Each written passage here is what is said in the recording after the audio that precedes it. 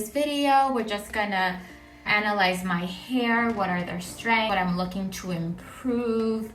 This is my hair. I'm naturally brunette. This shade of my eyebrows is my natural color. Let's say it's black, and it does have a red tint if I stay out in the sun. I remember when I was younger, as a child, the ends will they pull red, kind of have like a reddish color.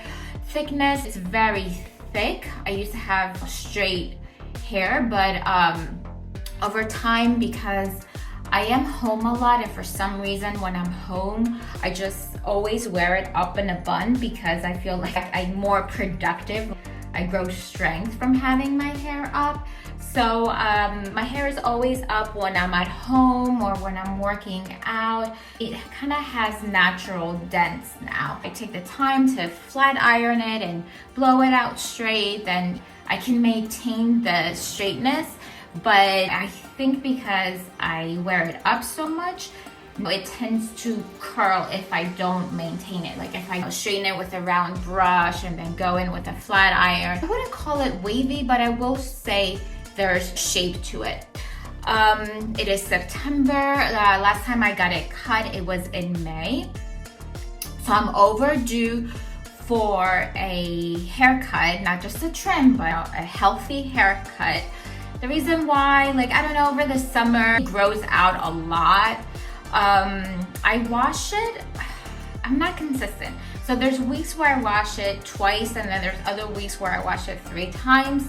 I wash it nighttime. I washed it Saturday night, and now it's Tuesday night. I definitely feel the oiliness. So I have an oily scalp, and then very, very dry ends. I would say from earlobe down. It does feel brittle, dry, split ends, but not a ton. Actually, maybe minimal split ends, I'm not sure, but very colored, and I'll tell you why it's colored. Again, I have black hair, and then I started graying. I started graying my junior year in college. I noticed like a stray gray, and I was like, oh no, it's happening. And I used to pull it, I used to pluck them.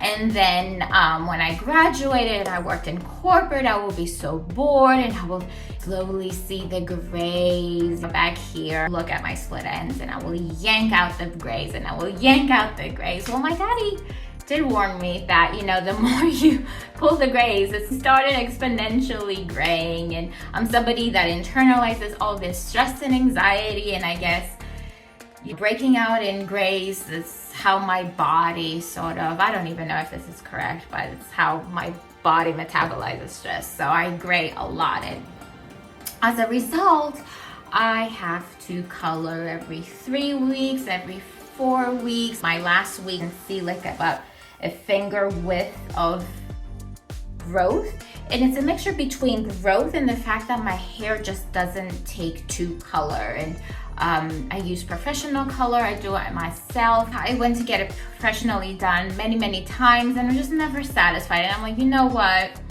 I'm just gonna get the color, get the developer, get the extra drops that I put in for resistant grays, and just do it myself. And I don't have the time to schedule. Saturdays are swamped. The luxury of sitting in it. I love being pampered, don't get me wrong. I love somebody coloring the hair for me and giving me a beautiful bouncy blow dry. But it's just this is something I've done in the past several years, and I just color it myself. It's a lot of color with the natural state of my hair just being a combination. Oily scalp, dry ends, the color, the thickness, the humidity, everything. So I would say that's sort of my main point, is the fact that I'm looking for shine. I'm looking to get silkiness back. Before I would color, I remember in high school I had silky hair, and I always had a lot of hair, and I call it baby hair, but as you can see, there are spots, for example, my crown, where I feel like I have, what's it called, like a cowlick. It just separates, and maybe I laid down as a baby too much, but I have a flat spot. I have a flat spot, so I'm very self-conscious, and I always comb over, I guess, to fill in that spot. I do have a lot of hair. It's a butterfly cut. I know people will ask me and acquaintances, oh, I like your layered look, and it's sort of like a 90s cut. I call it a butterfly cut. I think the hairstylist called it a 90-degree angle cut. I had a cut, I noticed that when I ask for a blunt cut, you don't see split ends as quicker. So my longest layers, I ask for a blunt cut. Sometimes they do it, sometimes they just do a regular cut. Longest layers are a blunt cut, and the other ones I ask for a pointy cut. The reason why is up here, I get like a lot of volume and bulkiness and I want it thinned out. So if I do a blunt cut up here, it'll just be like one kind of awkward, sort of like a step, right? Like a staircase. So I ask for pointy cut, that way they kind of blend, and I ask for them to thin it out but not use a razor. And I've done that several times, and I noticed that my hair looks more damaged quicker. It's a great cut, especially if you have like balayage and, you know, highlights, and it's just like, it's nice because it's super, super piecey. But for me, because of the thickness and everything, I don't ask for a razor cut anymore. If I had a different hairstyle, I might, but because, I mean, look at it, it's so damaged. If it had a razor cut, I feel like it would have been like more brittle. So I do ask them to thin it out, and I think they use the scissors and they kind of just do like a pointed cut, sort of. So yeah, it's a butterfly cut. It's very 90s. There's lots of movement. I forgot to say that I had angles as well, like butterfly cut with angles. And see how outgrown they are, because they're not angling anymore. They're just like going their separate ways. The reason why it looks so nappy now is because the last time I washed it, I didn't really put a lot of like my favorite products. My hair is bipolar, screaming at me that, you know, you pamper me and you give me, you know, good products, and then there's weeks where you don't take care of me and you give me crappy products. It's like a birthday month, and I kind of feel a little sad before my birthday, and the way I kind of externalize my sadness is I stop taking care of my hair.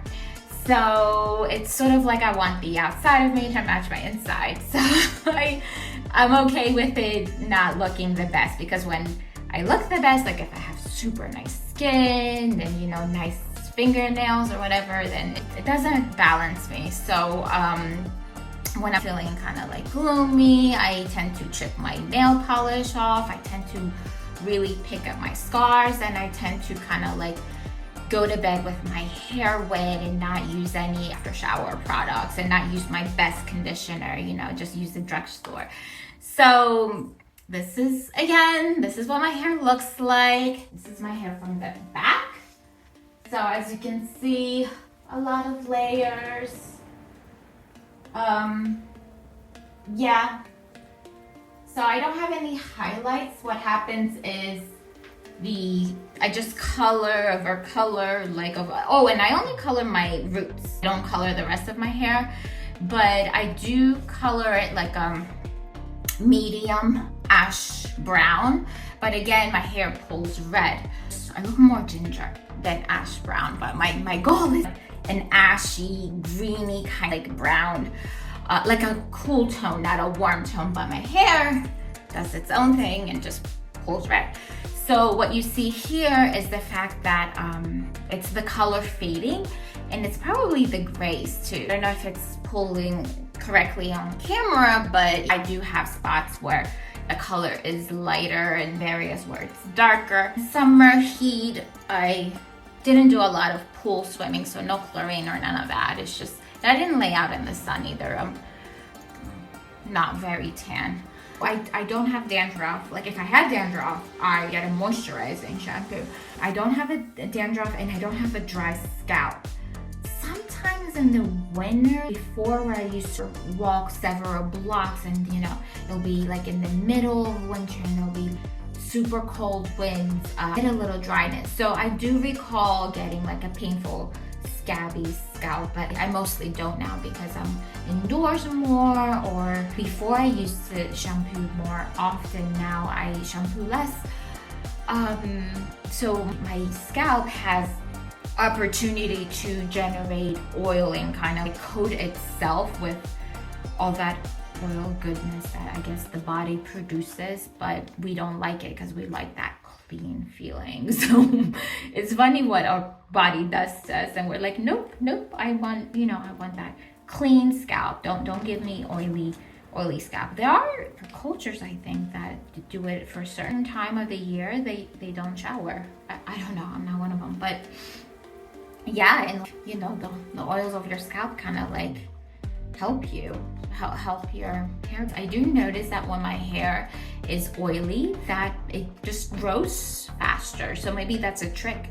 Maybe that's why kids that refuse, that age where they refuse to take showers, that like their hair grows like weeds effortlessly. And I'm overdue for a haircut, and I'm gonna get a haircut. I promise I'm gonna get a haircut, but I'm waiting because again, if you want to really hit the reset button, get yourself a haircut, like a trim, a cut. Like I'm looking to get the ends cut, I'm looking to thin it out, get a lot of this color damage off.